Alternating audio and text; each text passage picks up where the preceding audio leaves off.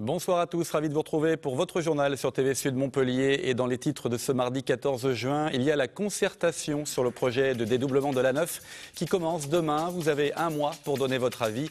Mode d'emploi dans ce journal.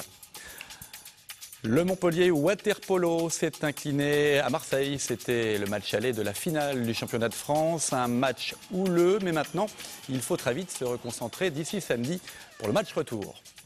Vous l'avez suivi tout le week-end sur TV Sud, la feria de Pentecôte est à présent terminée à Nîmes. Une grosse ambiance relayée à travers nos émissions spéciales. Aujourd'hui, c'est l'heure du bilan, synonyme de douche froide pour les commerçants. La tendance est à la baisse des chiffres d'affaires, moins 30% pour certains. Et puis en fin de journal, l'invité de la rédaction, c'est Henri Cabanel, vice-président du Conseil général de l'Hérault. Il viendra nous parler d'un concours lancé pour récompenser l'innovation des professionnels de la viticulture. Des vins à déguster évidemment avec modération. Une interview enregistrée tout à l'heure, on retrouve Henri Cabanel à la fin de cette édition.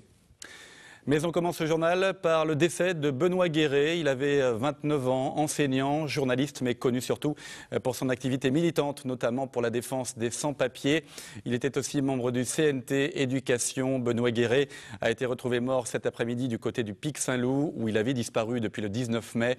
Une enquête est en cours pour déterminer les causes de son décès. Ce soir, nous pensons bien sûr à sa famille et à ses proches. C'est un dossier à classer parmi les feuilletons à rebondissement dans l'agglo de Montpellier. Le projet de dédoublement de l'A9 est soumis à partir de demain à vos remarques et ça va durer jusqu'au 15 juillet. Une concertation publique lancée par le préfet est organisée dans chaque ville concernée, mais aussi au siège de l'agglo. Mais la question, c'est comment ça marche une concertation? Élément de réponse, Justine Bellamani, Michael Briffaut. Le dossier est ouvert depuis 25 ans. Il en est aujourd'hui à sa phase de concertation publique. Le projet de déplacement de l'A9, proposé par Jean-Louis Borloo, sera débattu avec le public lors de 4 réunions. Le 27 juin à Moguio, le 28 juin à Saint-Jean-de-Védas, le 29 juin à Vendargues et le 30 juin à Montpellier. Le but, exposer clairement le projet aux riverains et leur donner la parole. Je suis le garant, je vérifie que ces modalités vont être bien mises en place et en fin de compte il va y avoir tous les moyens d'information parce qu'il y a un dossier de synthèse qui va être envoyé à 70 000 riverains de l'autoroute actuelle, les dossiers qui vont être envoyés aux principaux acteurs de la région. Il va y avoir un site internet où il y aura toutes ces informations-là, où les gens vont pouvoir dialoguer également, il y aura des espaces de dialogue, ils vont pouvoir poser des questions et ensuite il y aura 4 réunions publiques également. Pour les initiateurs du projet, les travaux de l'A9 doivent permettre de résoudre plusieurs problèmes qui encombrent cette portion d'autoroute, utilisée en moyenne par 100 000 véhicules par jour. On a besoin de modifier, en fait, on a besoin surtout de séparer les flux de trafic au droit de Montpellier. On est sur une situation très particulière en termes d'accidentologie, dans la mesure où on a un nombre d'échangeurs relativement important, puisque normalement sur une autoroute de transit, on est sur un échangeur tous les 20 km. À Montpellier, on est sur un échangeur tous les 2 km. La seule solution aujourd'hui, qui a été validée d'ailleurs par la Commission nationale du débat public, l'opportunité n'étant plus à discuter, c'est de séparer les flux de trafic, de créer un tuyau pour le transit et un tuyau pour les échanges locaux. Suite au débat public, la ministre de l'Environnement et des Transports, Nathalie Kosciusko-Morizet, décidera du projet finalement retenu, s'il est réalisable de suite ou s'il nécessite une nouvelle enquête publique. Si tel est le cas, les travaux ne commenceront pas avant 2019. Voilà, et nous reviendrons sur ce dossier très politique de l'A9 dans les prochaines semaines avec le sentiment des pros, mais aussi des anti-dédoublements. Notez qu'un site internet est déjà disponible, www.concertation-a9-2011.org. Politique toujours avec Hélène Mandroux qui tient bien la barre du paquebot Montpellier. Elle l'a réaffirmé ce matin chez nos confrères de France Bleu Hérault. Le maire de Montpellier était attaqué de toutes parts depuis plusieurs semaines. On lui reprochait notamment ses absences. Hélène Mandroux a rappelé qu'elle avait accumulé les problèmes personnels avec notamment la mort de sa mère. Hélène Mandroux qui a décidé de passer à l'offensive politique. Je vous propose de l'écouter. C'était ce matin donc sur France Bleu Hérault.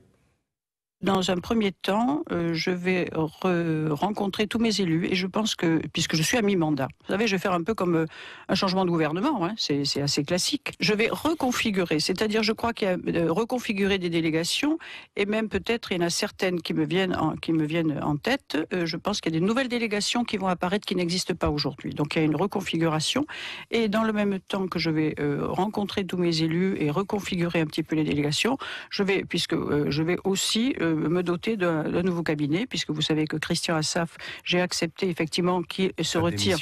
sa démission puisqu'il souhaite se présenter aux législatives. Voilà, une affaire à suivre. Évidemment, la librairie Soramps ne devrait plus distribuer les livres aux lycéens de la région. Le libraire montpelliérain a perdu l'appel d'offres au profit d'un confrère strasbourgeois. Mais Soramps conteste cette décision. Son PDG, Jean-Marie Sevestre, a déposé un recours devant le tribunal administratif qui aura quelques jours pour statuer. Du nouveau pour la profession d'avocat, des avocats qui élargissent leurs compétences. Ils ont maintenant la possibilité d'exercer l'activité de mandataire en transactions immobilières.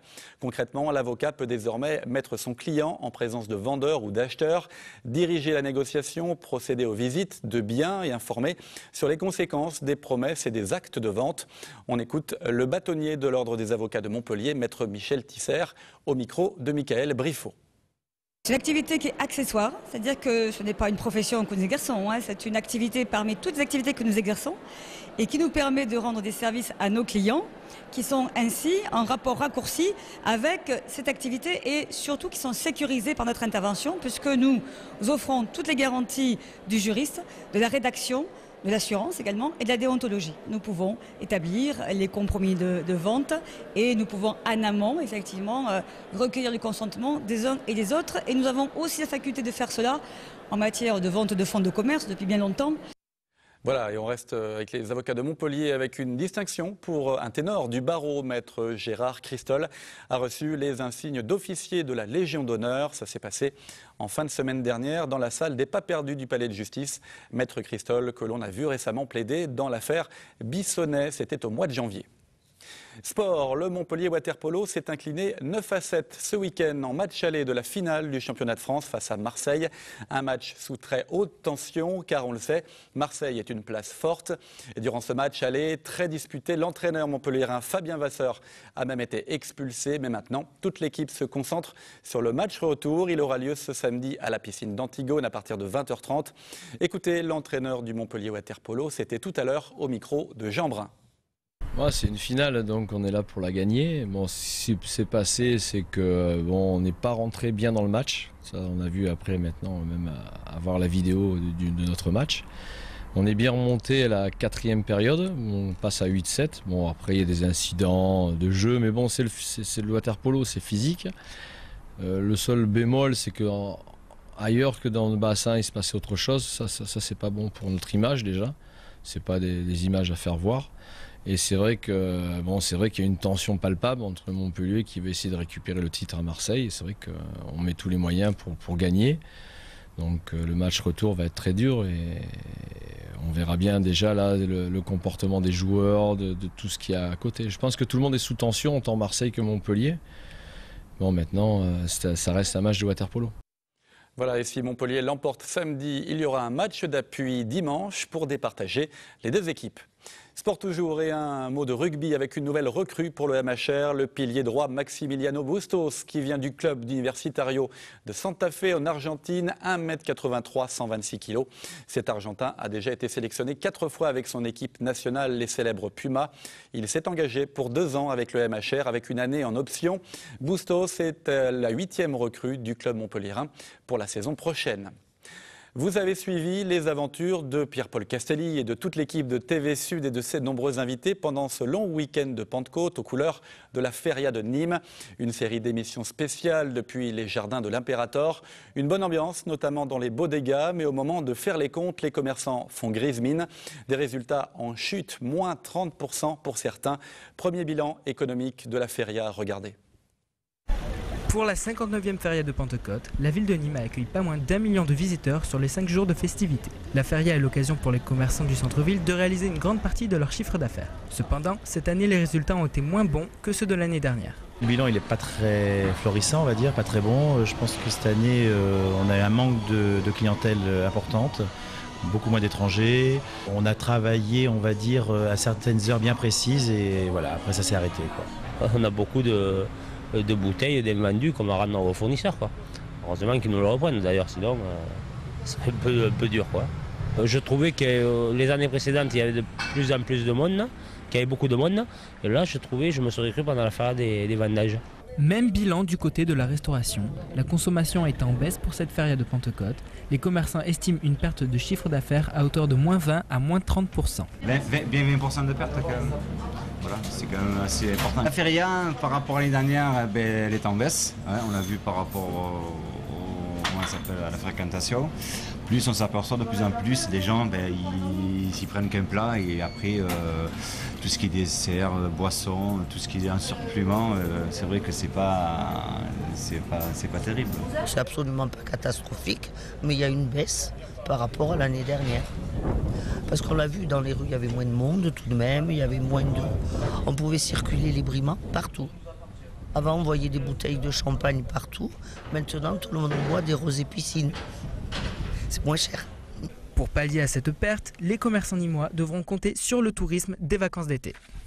Bonsoir Henri Cabanel, vice-président du Conseil général de l'Hérault en charge de l'agriculture, donc de la viticulture, des ports, de la conchyliculture et de la forêt. Alors aujourd'hui nous parlons du vin car vous lancez un concours qui s'appelle Vin Cœur, en un seul mot, le vin comme le vin, cœur comme le cœur, en Hérault. L'objectif de ce concours, c'est de récompenser l'innovation des professionnels du secteur. Alors des vins, on le rappelle, à consommer évidemment avec modération, à déguster même avec modération. Quel est l'objectif de cette opération ? Alors d'abord, je voudrais un petit peu rectifier, ce n'est pas des vins dont il s'agit, mais bien au contraire, c'est des initiatives des entreprises. Alors ça touche le vin, mais tout ce qu'il y a autour de la filière aussi. Alors nous avons eu cette initiative avec le président Vézinet parce que, effectivement, nous venons de passer une période difficile pour la filière. Et de ce fait, nous étions un petit peu dans un état d'esprit fataliste au niveau donc, de la profession. Et moi, je ne cesse de répéter que nous avons d'énormes qualités sur ce sol héroltais à travers les différents terroirs et à travers donc les produits que peuvent élaborer nos vignerons. Et de ce fait, il fallait qu'on mette un petit peu en avant les initiatives privées ou coopératives qui mettent en avant la filière viticole tout entière et pour essayer de montrer donc aux vignerons qui n'auraient pas encore saisi l'opportunité dans laquelle ils sont dans cette viticulture héroltaise qu'il y en a qui s'en sortent. Il n'y a pas une solution mais des solutions à travers de multiples initiatives. Dans les candidatures, déjà déposées une trentaine à peu près, il y a quel type d'initiative justement Alors nous avons souhaité avoir des initiatives sur plusieurs critères. Le critère aventure, le critère nature, le critère environnement, le critère audace, le critère toile, tout ce qui tourne autour de la filière et des projets d'entreprise. Alors, il y a, je le disais, une trentaine de candidats. Combien de lauréats, combien de prix au final sur ce Alors, concours ? il y aura 6 nominés pour chaque catégorie et un prix spécial. Donc, il y aura 6 prix et un prix spécial. Un exemple d'initiative, vous avez un exemple qui vous vient à l'esprit comme ça ? Alors, au niveau audace, par exemple, nous avons nominé une entreprise qui a souhaité, pour la dépollution des effluents vinicoles, mettre un système qui n'existait pas jusqu'alors dans la viticulture, c'est-à-dire dépolluer ces effluents à travers des bambous, des roseaux. Donc, sur un terrain relativement étroit, puisque cette cave est au milieu d'un village, il n'avait pas trop le choix, sinon l'épandage, que de faire ça chez lui. Il l'a fait, ça lui a coûté pas mal d'argent, puisque c'était aussi un process qui était coûteux, avec l'aide du département, et il a réussi à installer ça chez lui, et il en est très fier. Et il le fait visiter même aux consommateurs qui viennent acheter donc, du vin dans son caveau. Donc vainqueur, est-ce que c'est une demande des professionnels ? En tout cas, c'est en étroite collaboration avec eux. Et puis, que gagnent effectivement les futurs lauréats de ce concours ? Alors bien sûr, c'est toujours en étroite collaboration avec eux. Nous avons la chance dans ce département, à l'initiative donc du président Vézinet et de Kléber Mesquida, son premier vice-président. En 2003, ils ont eu l'idée de mettre en place l'Observatoire viticole. Cet observatoire viticole qui est destiné entièrement à la filière, dirigé par la filière, ce qui nous permet d'être au contact au plus près, à être donc des élus de proximité, à l'écoute toujours de la demande de la filière.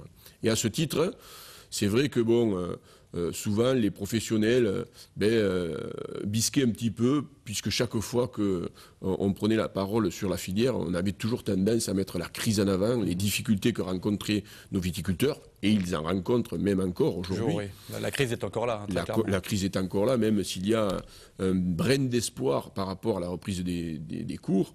Mais il était indispensable pour nous de redorer un petit peu l'image de cette viticulture, leur montrer qu'il y en avait des entreprises qui s'en sortaient, des viticulteurs qui avaient des initiatives, qui avaient du culot, qui osaient, et nous avons voulu les mettre en avant. Alors ce qui gagne, mais déjà, on va parler beaucoup d'eux, de tous les nominés.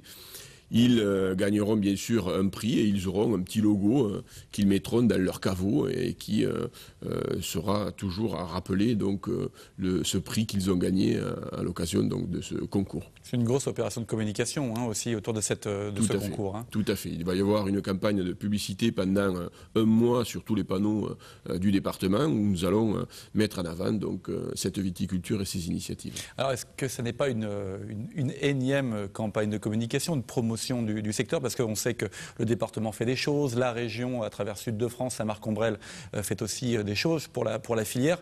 Est-ce qu'il n'y a pas une guerre politique entre les différentes institutions qui essaient de faire de plus en plus pour cette filière qui reste très importante dans le département et dans la région?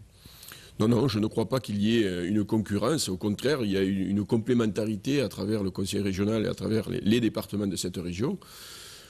Je dois vous le dire sincèrement, je suis d'abord viticulteur et en tant que tel, je crois que les viticulteurs de ce territoire ont beaucoup de chance d'avoir des élus qui prennent à cœur donc, cette filière viticole qui fait partie donc, du patrimoine régional et départemental. Et à ce titre, donc, les élus des différentes collectivités sont à même de proposer des initiatives dont se saisissent bien entendu les viticulteurs. Donc je crois que c'est une complémentarité et je crois qu'ils ont beaucoup de chance que les élus aient cette envie d'aider la filière. Ça reste un élément important de l'économie dans le département. C'est le deuxième département viticole national, oui. Donc ça reste un élément important, même si effectivement la crise est toujours là. Ça reste un élément important et essentiel. Le président Vézinet dit toujours que dans ses discours, quand il fait un cauchemar et qu'il revient de son Aveyron natal, il fait un cauchemar, il voit toutes ses vignes arrachées. C'est vrai que le département de l'Hérault ne serait pas le département de l'Hérault s'il n'y avait pas donc, toute cette filière viticole. Une filière de viticole qui maintenant, aujourd'hui, est connue et reconnue dans le monde entier par la qualité de ses produits. Donc c'est vrai que c'est une économie très importante. C'est vrai que c'est aussi l'aménagement du territoire à travers donc, les paysages que façonnent nos viticulteurs. Donc c'est très important pour les collectivités comme les nôtres. Alors, vainqueur, le palmarès, ça sera quand exactement ? Le palmarès se fera le 29 juin dans les jardins d'Alco à partir de 20h et nous invitons largement à la fois la profession et les journalistes à venir nombreux. À suivre, évidemment. Merci en tout cas Henri Cabanel d'être venu nous parler de cette opération. C'est la fin de ce journal. Merci de nous avoir suivis. Prochain rendez-vous avec l'actu en direct sur TV Sud Montpellier. Le Flash demain à 12h30. Très bonne soirée à tous.